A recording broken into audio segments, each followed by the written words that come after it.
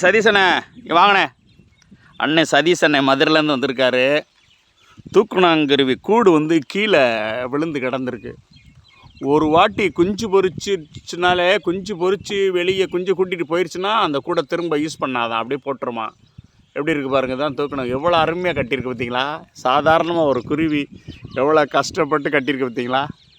அது சொல்கிறார் அண்ணன், ஒரு வாட்டி குஞ்சு பொறிச்சு வெளியாயிட்டா அந்த கூடை திரும்ப யூஸ் பண்ணாதான், புது கூடை தான். அப்புறம் புதுசாக முட்டையிட்டு குஞ்சு புதுசாக தான் அந்த தூக்குனாங்கூடை கட்டுமா குருவி. இங்கே பாருங்கள், அது கீழே விழுந்து கிடந்தது தான் அண்ணன் எடுத்துகிட்டு வந்திருக்காரு. எடுத்துகிட்டு இப்போ என்ன செய்கிறீங்க?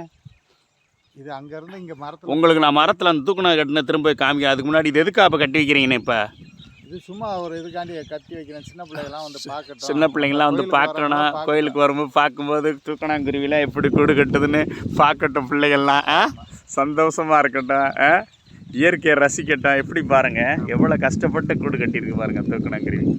எவ்வளோ அருமையாக இருக்குது பாருங்கள். அந்த மரத்தை போய் உங்களுக்கு காமிக்கிறேன். இப்போ தூக்குனாங்குருவி மரத்தில் எப்படி கட்டியிருக்கு, எவ்வளோ கஷ்டப்பட்டு எவ்வளோ சிரமப்பட்டுருக்கு. குழந்தைய வளர்க்குறதுக்கு என்ன பாடுபட்டிருக்கும் குருவிகளை, தன் பிள்ளைகளை வளர்க்குறதுக்கு. ஆமாம், அப்போ இருக்கும்போது நம்ம பிள்ளைகளை நம்ம எப்படி பார்க்கணும், நம்ம அம்மா அப்பாலாம் பிள்ளைகளை வளர்த்தெடுத்து ஆளாக்குறதுக்கு எவ்வளோ அக்கறையாக எடுத்தா பார்த்தா பிள்ளைகளும் நல்லபடியாக வாழ்க்கையில் நல்லபடியாக சிறந்து வருவாங்க.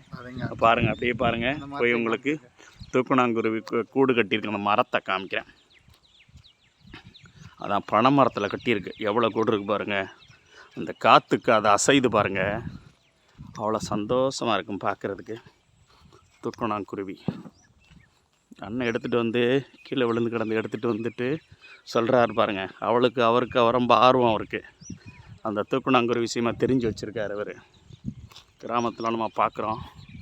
எப்படி இருக்குது பாருங்கள். எவ்வளோ தூக்குனாங்குருவி கூடு, எத்தனை கூடு இருக்குது பாருங்கள்.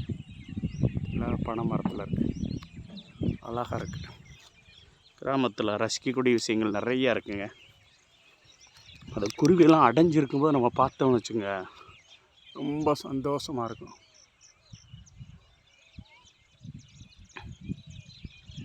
எப்படி கட்டியிருக்கு பாருங்கள், அருமை. பறவைகள்லாம் பாருங்கள், அப்படியே ரிலாக்ஸாக போயிட்டு பசுமையான இடம். 360 டிகிரியில் காமிக்கிறேன்னு சொல்லுவாங்க பாருங்கள்.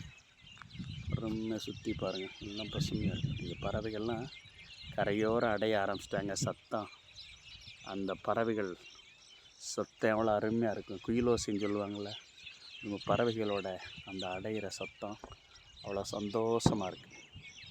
பார்க்குற இயற்கை ரசிக்கிறதே ஒரு தனி சந்தோஷம். அருமை அருமை. எல்லோருக்கும் மாலை வணக்கம். தூக்குனாங்குருவி கூடு கட்டுறதை பாருங்கள், பனை மரத்தில் கட்டியிருக்கு. தேங்க்ஸ் ஃபார் வாட்சிங் மை சேனல் சந்திரன் மன்னன். தேங்க்ஸ்.